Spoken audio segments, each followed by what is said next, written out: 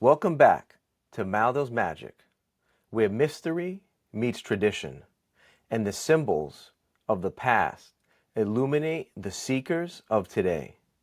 In this special episode, we journey into the sacred legacy of the Elus Cohen, the mystical priesthood founded by Martinez de Pasquale in the 18th century. A tradition rooted in theurgy, angelic reintegration, and sacred ritual. But the story doesn't stop there. We'll trace the hidden threads that connect this initiatic order to the modern Martinist path, as transmitted through Louis Claude de Saint Martin, and later systematized in the traditional Martinist order. How did these inner practices evolve? What still survives in our rituals, our meditations, and our spiritual aims today? If you've ever felt the call of a deeper tradition, one that blends prayer, symbol, and esoteric light, then stay tuned.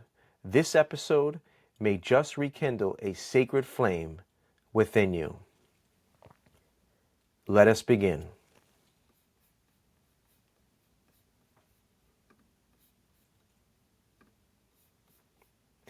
So this was a presentation that I did recently at a Rosicrucian Salon here in Sayville, Long Island, New York.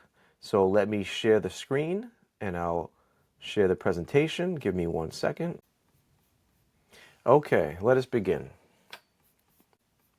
So the title is From the Elu-Cohens to Modern Martinism. Awakening the Light of Reintegration. This was done by Dov Proneos, and I am the Venerable Master of the Rosicrucian Temple there.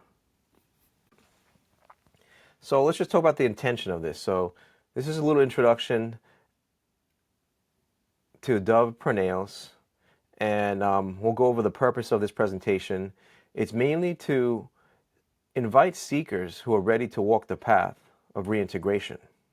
This presentation at the Rosicrucian Salon was intended to help people and educate people on the path of Martinism, the history and its connections to the Elu-Cohens, and how it operated throughout the centuries to modern day Martinism as we know it today.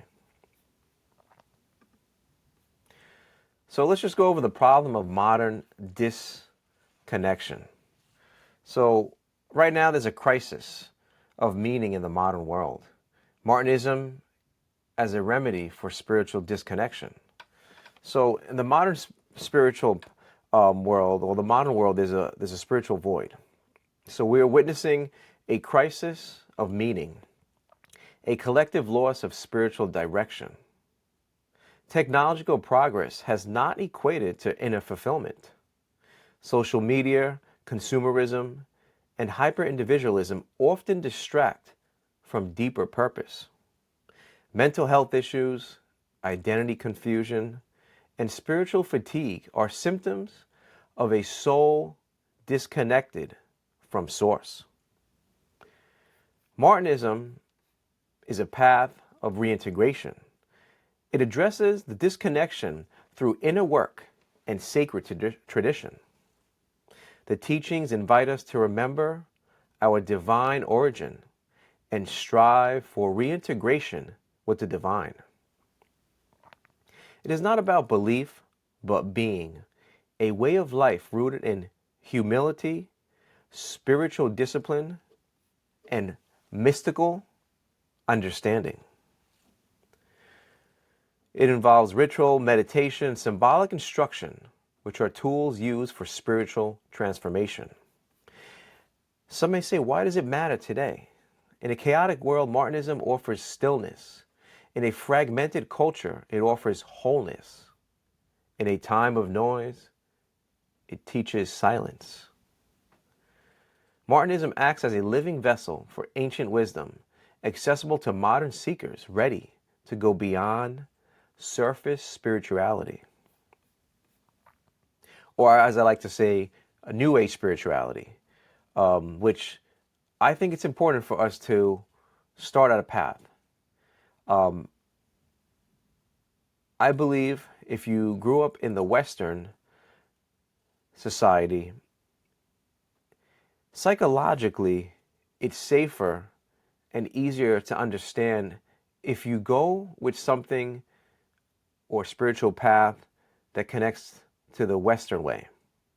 I'm not saying the Eastern way is bad. I'm not saying you can't do both. But ancestrally, within your soul, within past lives, through where you were born or where your family ancestors came from, it's easier to understand the different items depending on where you were born and what area. So that's something to think about. So now let's go over the origins of the Elu-Cohen. It was founded by Martinez de Pasquale in the 18th century. It was known as a mystical priesthood focused on divine reintegration.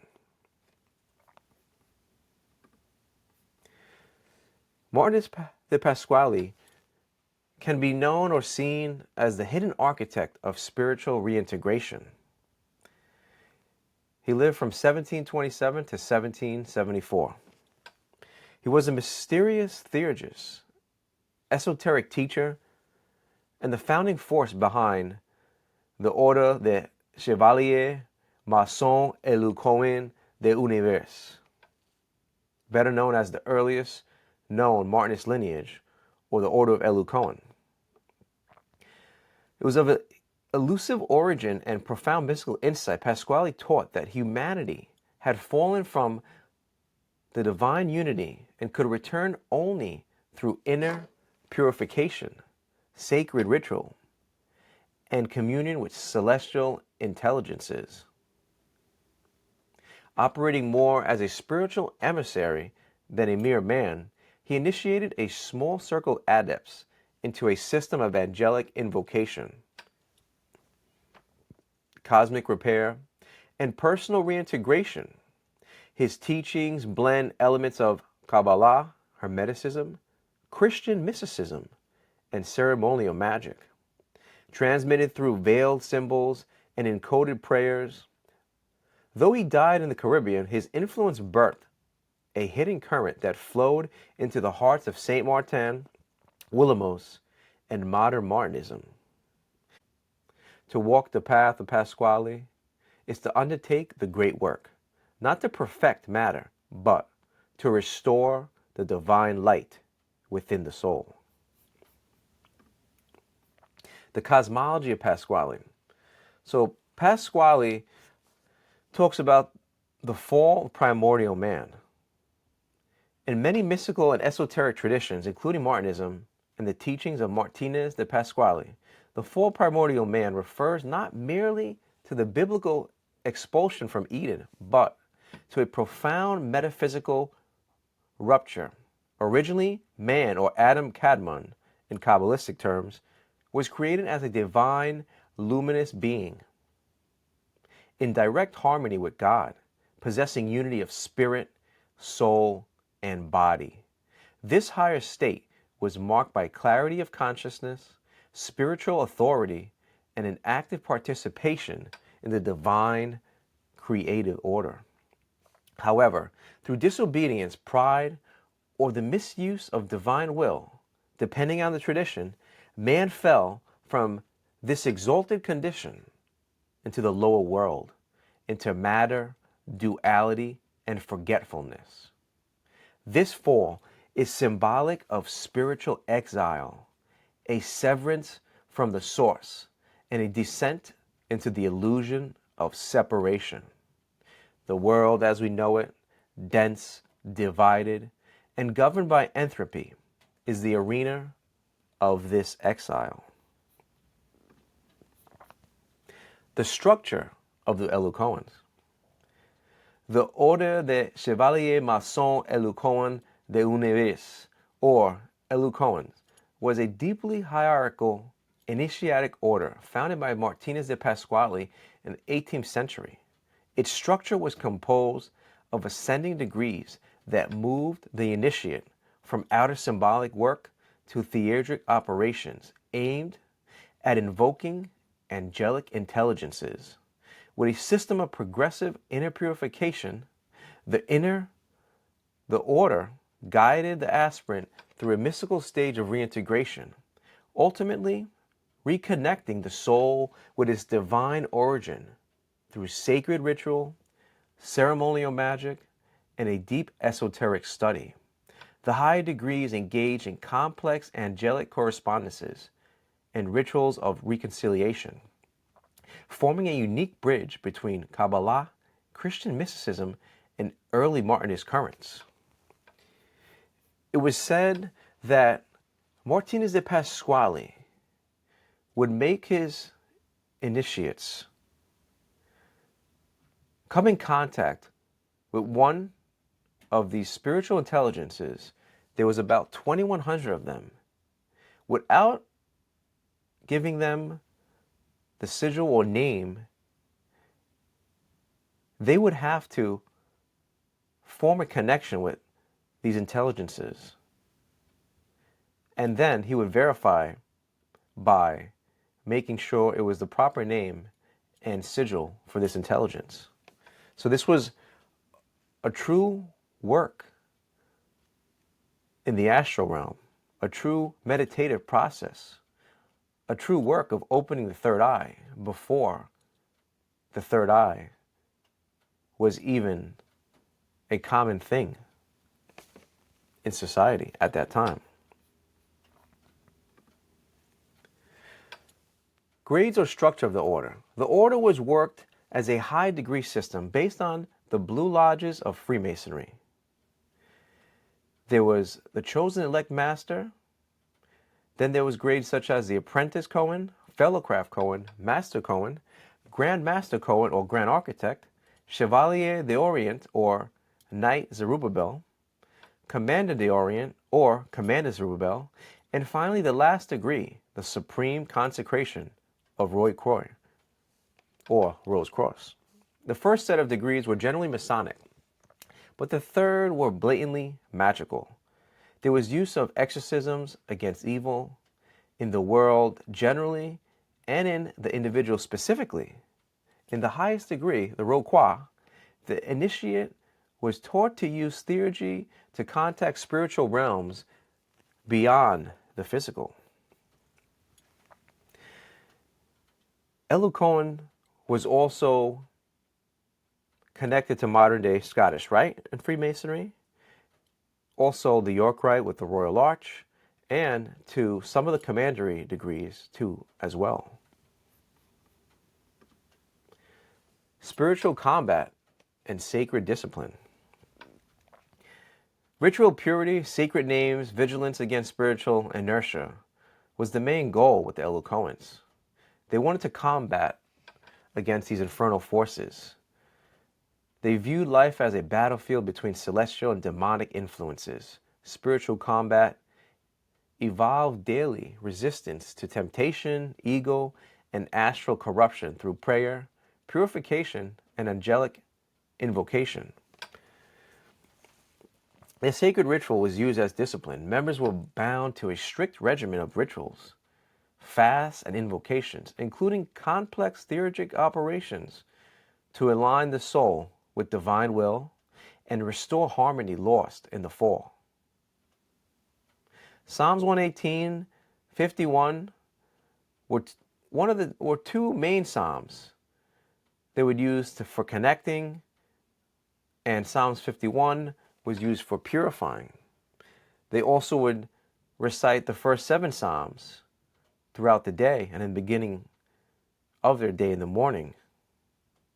The Coens were spiritual warriors. The true Elu was not a mystic of passivity, but a vigilant warrior of light, armed with sacred knowledge, angelic correspondences, and moral discipline to assist both personal reintegration and cosmic restoration. the doctrine of reintegration. Humanity has fallen divine beings. Humanity has fallen divine beings seeking return to unity. The primordial fall and separation. According to the Coens, humanity's current state stems from a metaphysical fall that separated man from the divine source, leading to exile from the spiritual realms and confusion of the soul. Reintegration was their sacred goal. The purpose of initiatic work is to reintegrate the soul back to its original state, restoring harmony with the divine through spiritual purification, ritual theurgy, and ethical living. The macrocosm and the microcosm. United, the microcosm and the macrocosm united. Reintegration is not only personal, but cosmic. By realigning with divine order, the initiate contributes to the healing of creation itself, becoming a channel for divine light in the fallen world.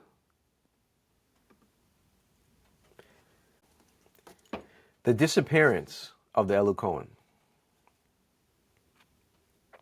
Pasquale's death and transmission of the current through St. Martin Pasquale's death and the order's dissolution. After the passing of Martinez de Pasquale in 1774, the Elu-Cohens lost its central theurgical leadership.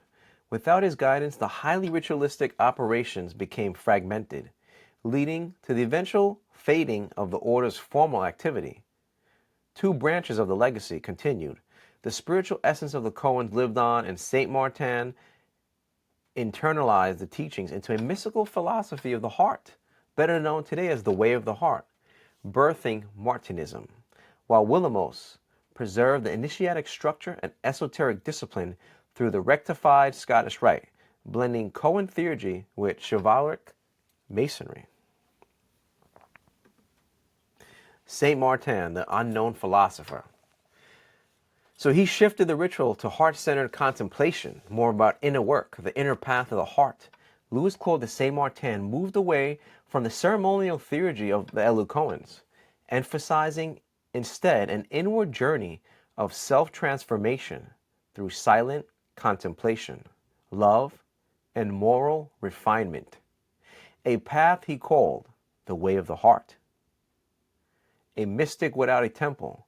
Known as the unknown philosopher, St. Martin believed true initiation came from within, not through external ritual. His writings inspired a lineage of spiritual seekers who valued divine communion over institutional hierarchy. Martinism emerges. The revival in the 19th century by Papus, synthesis of the three currents. Louis Claude de St. Martin, who lived from 1743 to 1803, known as the unknown philosopher, St. Martin shifted the Elu-Cohen's external theurgy into an inward path of reintegration, laying the mystical foundation for what would become Martinism philosophy. Papus, or Dr. Gerard Encausse, lived from 1865 to 1916. He was a French physician and occultist. Papus revived and organized Martinism as a formal initiatic order in the late 19th century, synthesizing St. Martin's teachings with ceremonial structure, founded the Order de Martiniste in 1891. Interesting fact, he was also in the Hermetic Order of the Golden Dawn, and he was one of the two who claim to have direct initiation through passed down lineage from Louis Claude de St. Martin. So that's how the Elu-Cohen rite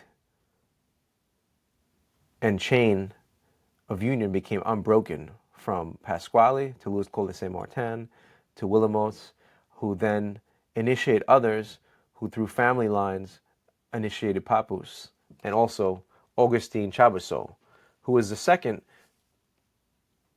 person to help bring Martinism into the modern era. He lived from 1868 to 1946. He collaborated with Papus and claimed a direct initiatic lineage to St. Martin Chaboseau helped shape Martinism's emphasis on inner gnosis, personal spiritual refinement, and the transmission of light through initiatory lines.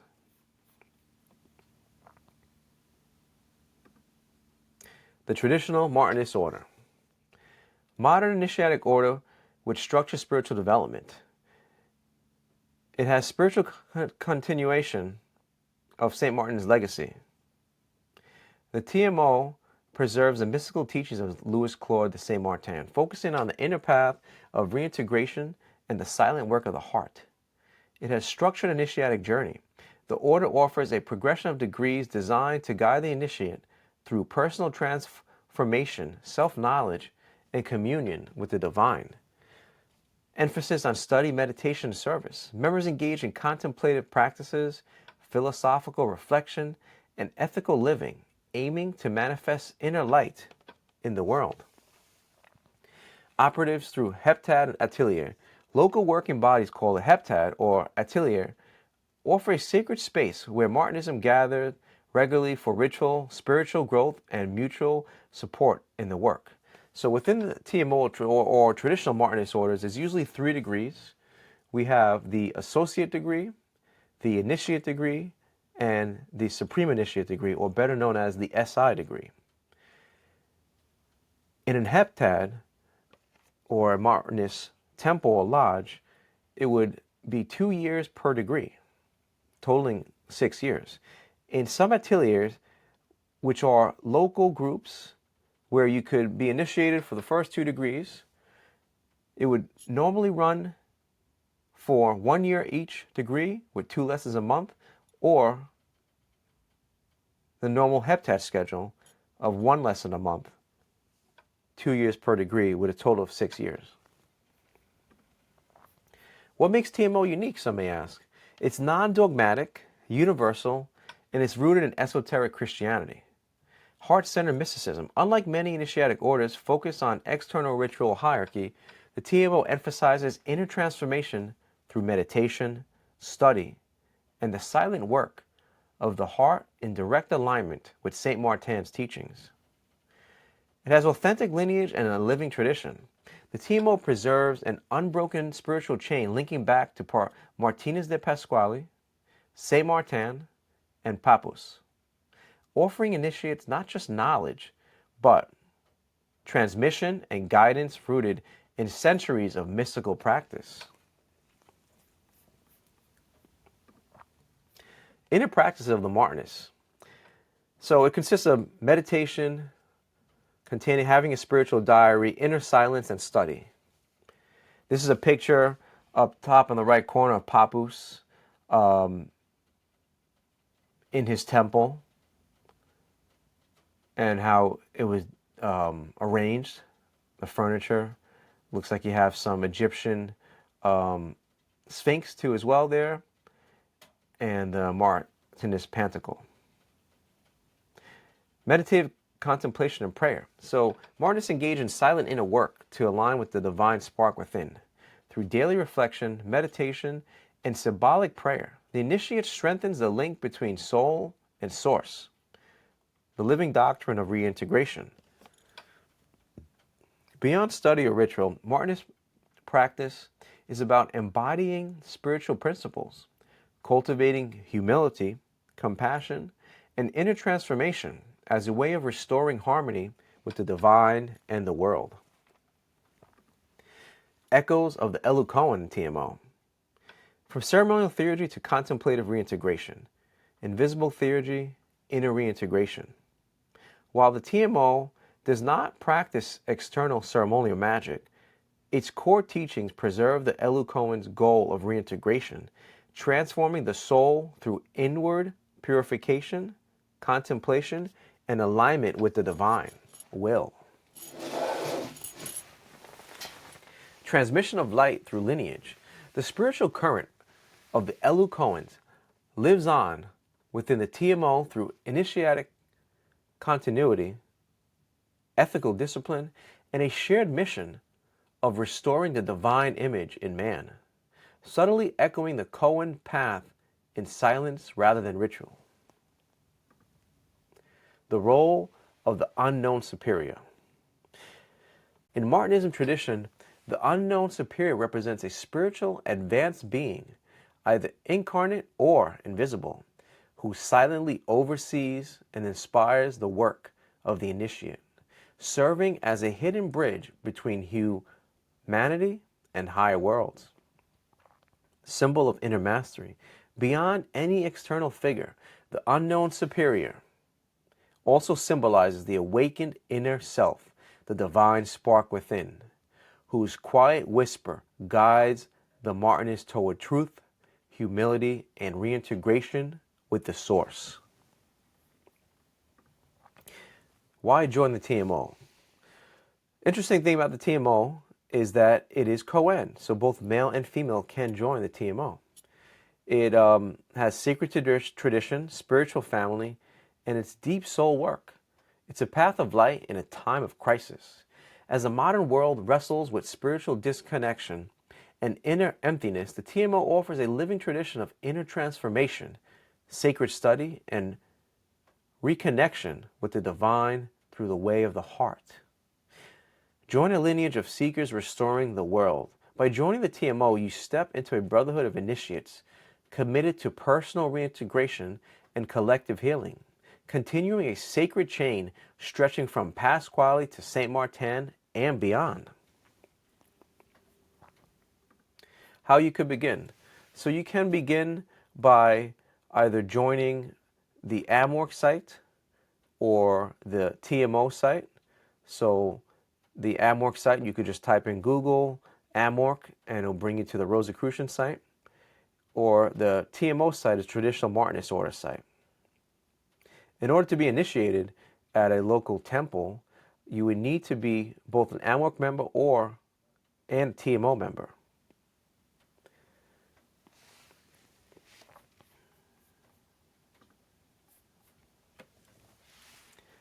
Final invitation and benediction. In the beginning was the Word, and the Word was with God.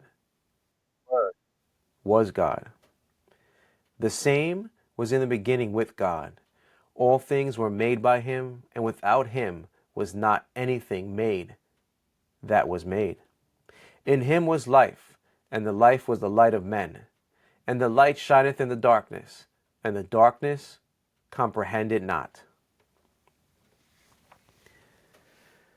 I encourage you all to ask any questions about Martinism or any other topics. Post them here in the comments, and I'll do my best to reach out and answer some of the questions. I also wanted to show you guys my site so you could kind of find some stuff. Link to the path of Rosicrucianism, spirituality, Masonry. And give me 1 second while I share the screen. So I wanted to share my site. It's called rosicruciuswellness.com. So let me just share the screen. Okay, so this is the page. Just click on it here. So this site is all about healing with intention. So connecting your healing with the power of angels. So we do sell some products here. We have a Rosicrucius or Rose Cross for your altar. So this is a great cross you could use for your altar. Okay, handcrafted. Also have different necklaces too as well. Some Kabbalistic symbols, the unicircle hexagram, some Sephiroth tree of life for Kabbalah. This cool astrological dice too as well. We have Rosicrucian items for wall decor, Masonic ones for wall decor. We also have very interesting and powerful protection through the Saint Benedict formula. This is the formula that is used in exorcisms. So we have these keys which offer great protection for your house. You could also use it in a car too as well. So you could leave it too as well right here. These are great gifts. They come in different colors too as well.